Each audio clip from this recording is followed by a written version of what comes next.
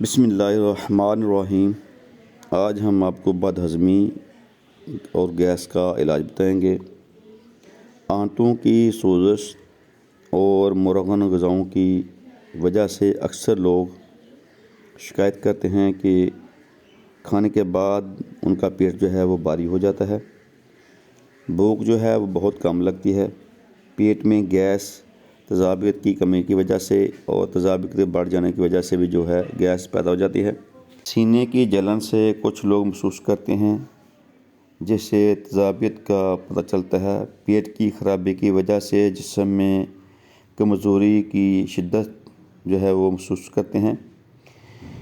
پیٹ کے مریضوں کو صبح نہار منہ ناشتے میں خشک جو ہے روٹی کھا کر اپنی تیزابیت اور گیس کو کم کر سکتے ہیں۔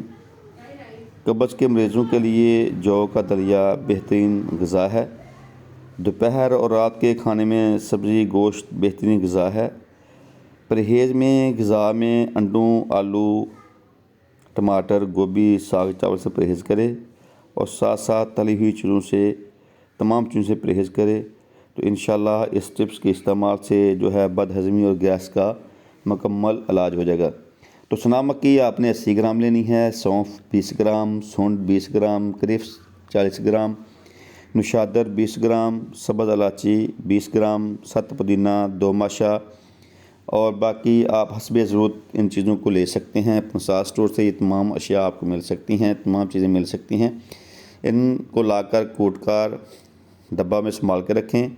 2 چٹکی کھانے کے بعد عام سادہ پانی سے استعمال کریں 2 ٹائم، تو انشاءاللہ بد ہضمی اور تیزابیت گیس جو ہے انشاءاللہ ختم ہو جائے گی۔ بہت ہی زبردست یہ ٹپس ہے۔ تو یہ تھی ہماری آج کی ٹپس۔ آپ دیجیے اجازت۔ السلام علیکم ورحمۃ اللہ وبرکاتہ۔